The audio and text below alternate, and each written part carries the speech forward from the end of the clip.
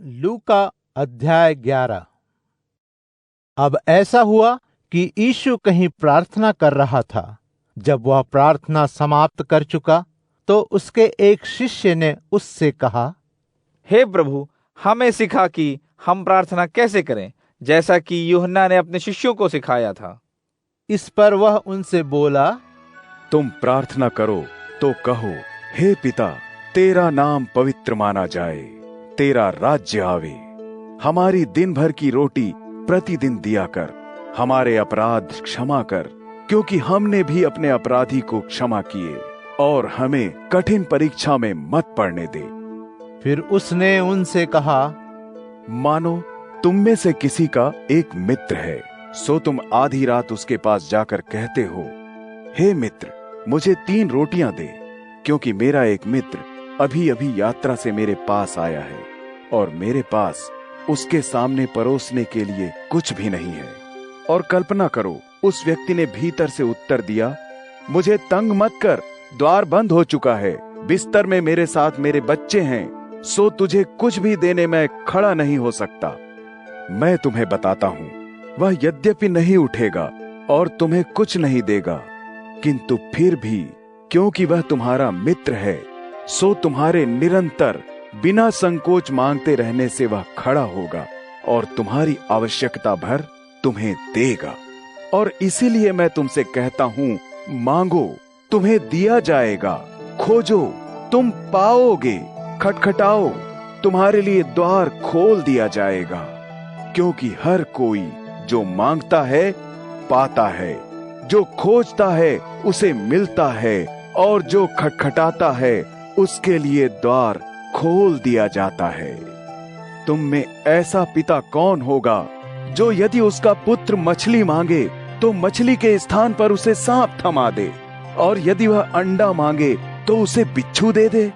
सो बुरे होते हुए भी जब तुम जानते हो कि अपने बच्चों को उत्तम उपहार कैसे दिए जाते हैं, तो स्वर्ग में स्थित परम पिता जो उससे मांगते हैं उन्हें पवित्र आत्मा कितना अधिक देगा। फिर जब यीशु एक गूंगा बना डालने वाली दुष्टात्मा को निकाल रहा था, तो ऐसा हुआ कि जैसे ही वह दुष्टात्मा बाहर निकली तो वह गूंगा बोलने लगा।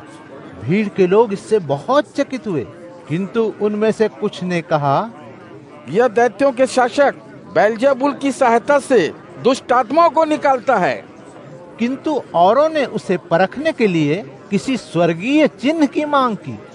किंतु यीशु जान गया कि उनके मनों में क्या है, सो वह उनसे बोला, वह राज्य जिसमें अपने भीतर ही फूट पड़ जाए नष्ट हो जाता है, और ऐसे ही किसी घर का भी फूट पड़ने पर उसका नाश हो जाता है।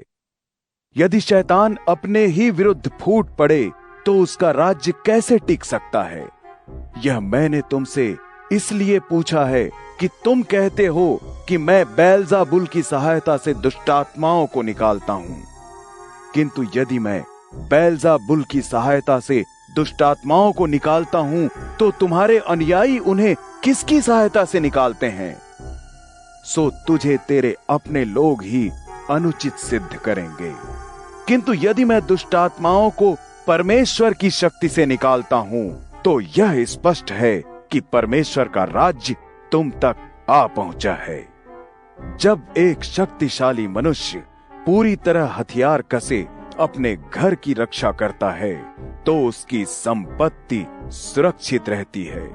किंतु जब कभी कोई उससे अधिक शक्तिशाली उस पर हमला कर उसे हरा देता है, तो वह उसके सभी हथियारों को, जिन पर उसे भरोसा था, उससे छीन लेता है, और लूट के माल को वे आपस में बांट लेते हैं। जो मेरे साथ नहीं है मेरे विरोध में है, और वह जो मेरे साथ बटोरता नहीं है बिखेरता है।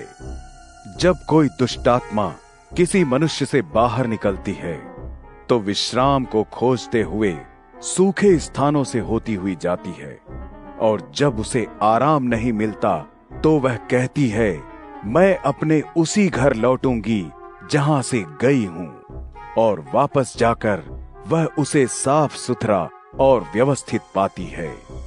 फिर वह जाकर अपने से भी अधिक दुष्ट अन्य 7 दुष्ट आत्माओं को वहां लाती है। फिर वे उसमें जाकर रहने लगती हैं। इस प्रकार उस व्यक्ति की बाद की यह स्थिति पहली स्थिति से भी अधिक बुरी हो जाती है।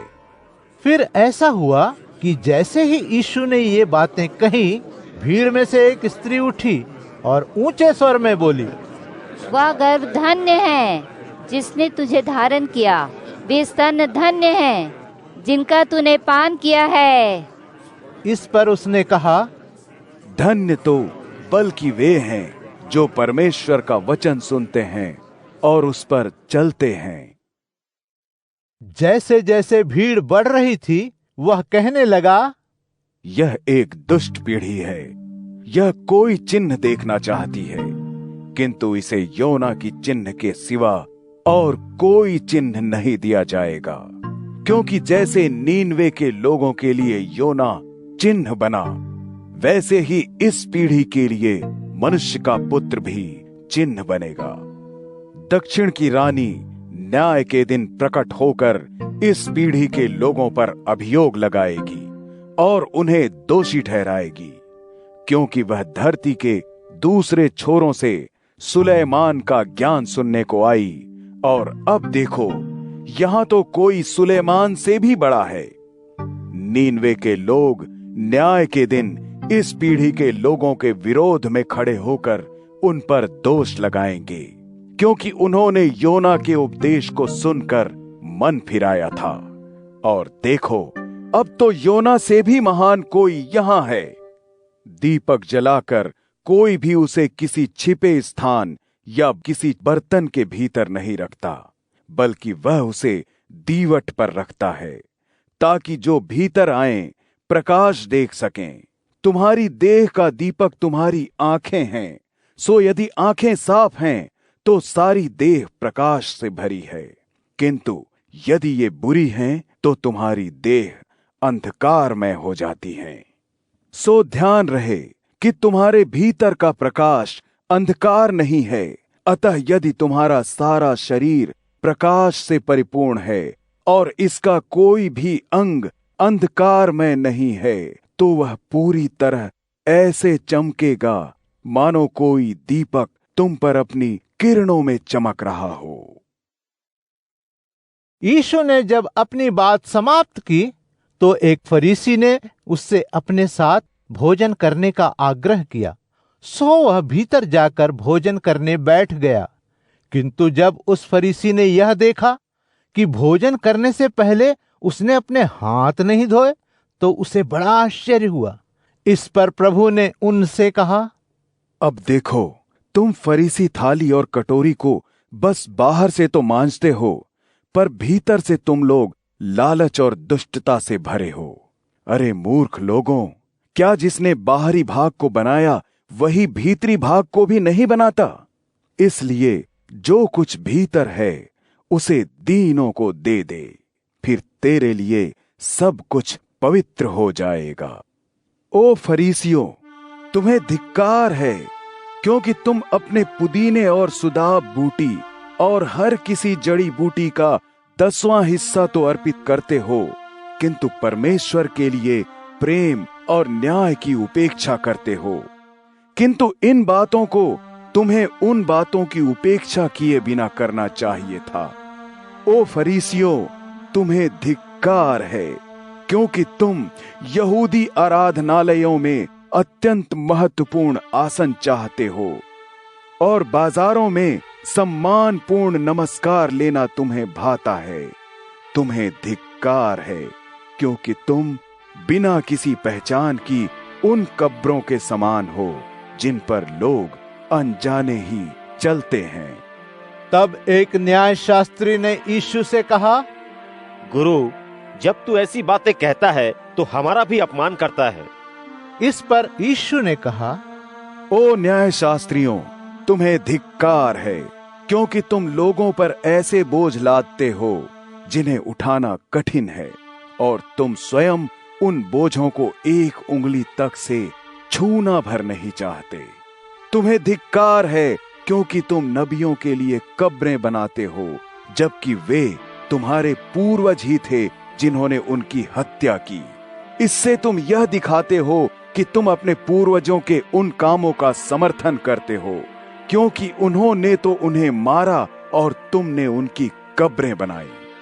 इसलिए परमेश्वर के ज्ञान ने भी कहा, मैं नबियों और प्रेरितों को भी उनके पास भेजूंगा, फिर कुछ को तो वे मार डालेंगे और कुछ को यातनाएं देंगे।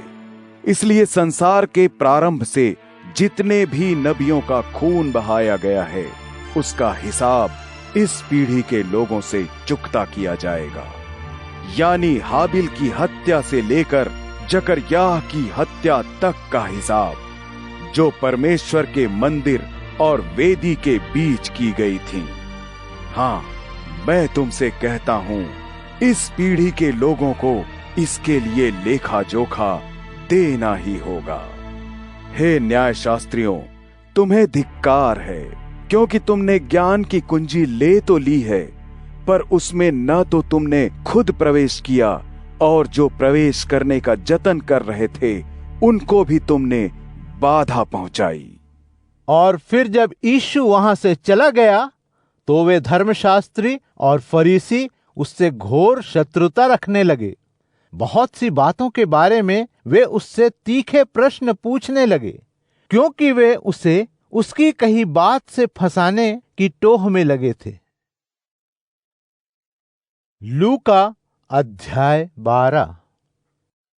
और फिर जब हजारों की इतनी भीड़ आ जुटी कि लोग एक दूसरे को कुचल रहे थे, तब यीशु पहले अपने शिष्यों से कहने लगा, फरीसियों के खमीर से जो उनका कपट है बचे रहो।